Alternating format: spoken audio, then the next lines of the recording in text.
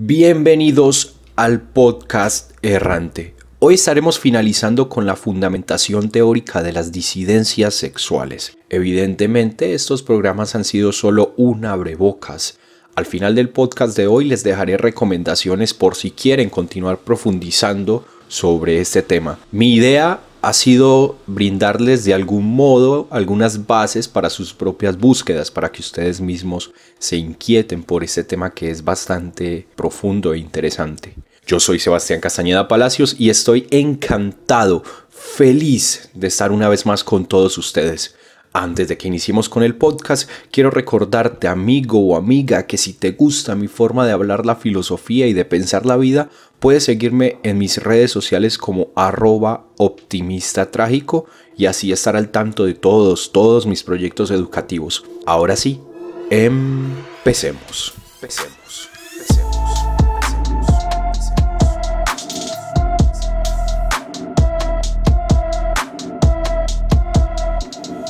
Hemos dicho hasta hoy que la sexualidad humana no es meramente natural, o sea, que no es guiada por la naturaleza, porque natural es todo aquello que la naturaleza permite y la sexualidad humana, por el contrario, está llena de limitaciones creadas por la mente humana. Este argumento lo podemos usar muy claramente para contestar a la postura que sostiene que la homosexualidad es antinatural. No es antinatural porque es permitida por la naturaleza. De hecho, en muchas especies la homosexualidad es constante. Para fortalecer un poco este argumento sería bueno mirar un libro de Marvin Harris que se llama Nuestra especie. Es muy preciso en este punto. La homosexualidad, por otra parte, es inmoral, y eso es cierto. Pero también es cierto que la moral es un conjunto de normas, de comportamientos creadas por la humanidad que varían constantemente según la época y la geografía. Por tanto, por ejemplo, lo que es inmoral hoy puede ser moral mañana. Lo que es inmoral en Colombia puede ser moral en Italia.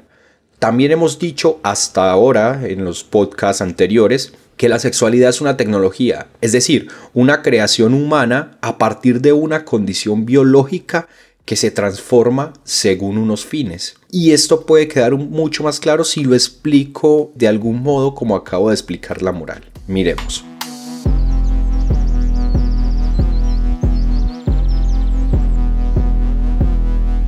La sexualidad es una serie de pautas de comportamiento que se te dan dependiendo de tu sexo biológico. La historia nos muestra que esas pautas son variables según las culturas y las épocas.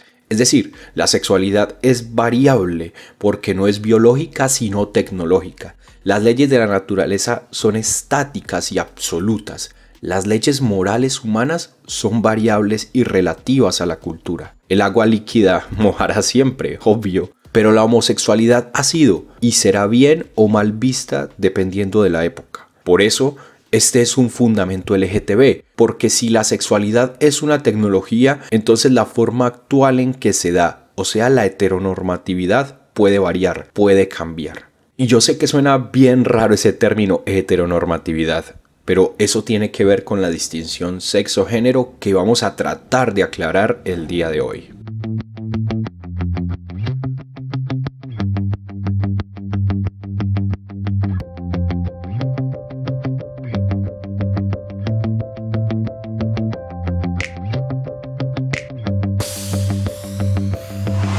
Así como una cosa es el sexo y otra la sexualidad, como hemos visto en los programas anteriores, también una cosa es el sexo y otra cosa es el género.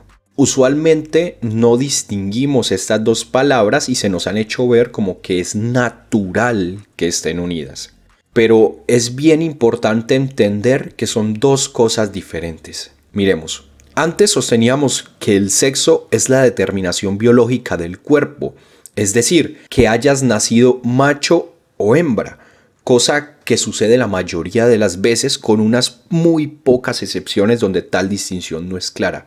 Este tema lo aborda muy bien Paul Preciado en el texto El Manifiesto Contrasexual.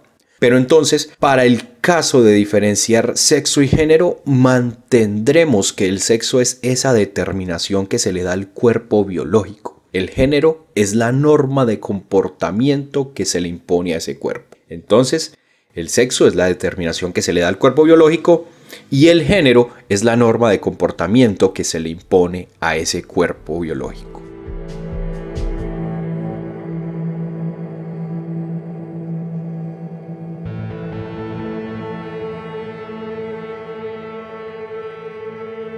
En nuestra sociedad, de los últimos 300 años, se ha determinado que el género debe corresponder al sexo.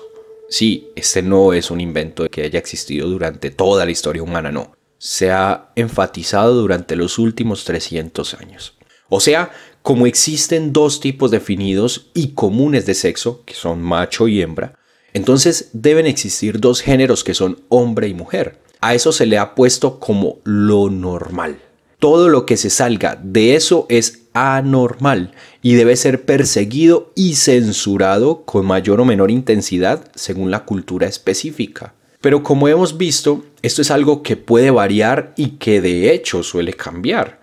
Muchos son los relatos de grandes culturas históricas donde la homosexualidad y otros tipos de identidades y prácticas sexuales han sido normales. Dentro de este sistema sexo-género es que podemos comprender las diferencias existentes entre la denominación transgénero y la de transexual. La pregunta aquí vendría a ser para ti: ¿vale la pena sostener ese sistema que se presenta hoy como normal? Para muchas personas, evidentemente no vale la pena. Pero para otras, por supuesto que sí vale la pena sostener ese sistema. ¿Tú qué argumentarías? Pero a esta explicación que he dado hasta ahora le falta una pieza fundamental.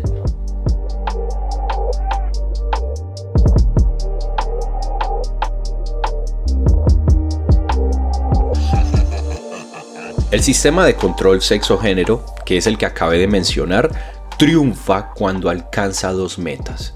Una es hacer pasar por natural el control de la identidad, o sea que te identifiques con el género que te fue asignado sin presentar ningún problema o contradicción. Y el otro triunfo es limitar tu deseo de la forma en que convenga más para el mantenimiento del sistema mismo y para que el cuerpo de algún modo sea más productivo.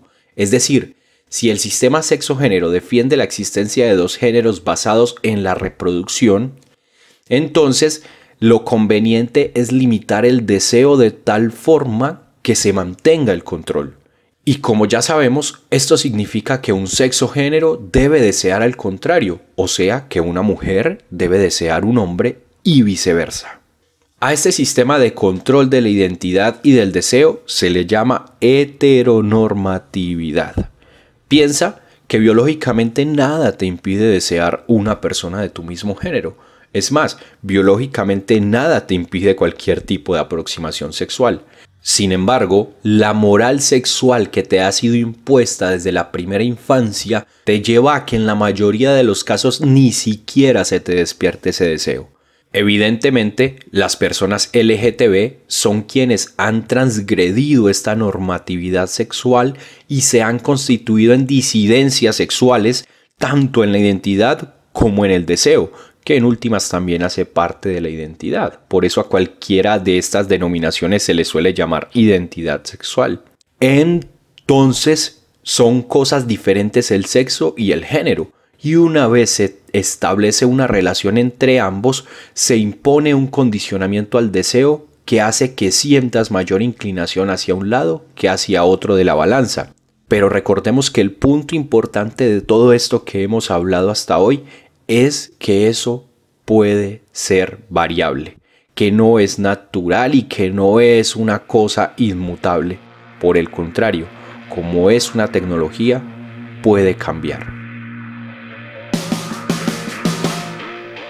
Y quiero dejar este abrebocas hasta aquí para motivarte a investigar mucho más sobre este tema y a que te apasiones por este tipo de discusiones. Para todo esto te estaré dejando unos videos en la descripción y además te recomiendo ese par de libros que me sirvieron a mí para realizar estos videos.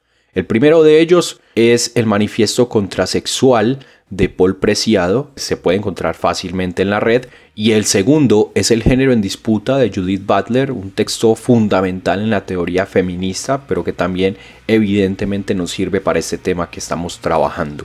Si de pronto no logras conseguirlos, puedes escribirme en mis redes sociales y yo hago el intento por mandártelos.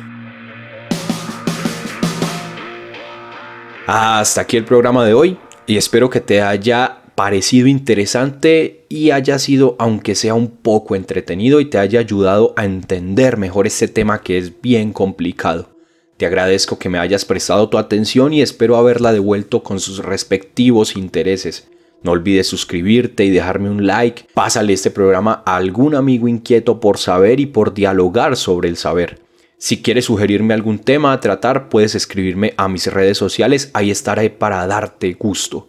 Nos vemos la próxima vez aquí en el podcast Errante. Yo soy Sebastián Castañeda Palacios y hasta la próxima. Humano, humano, humano.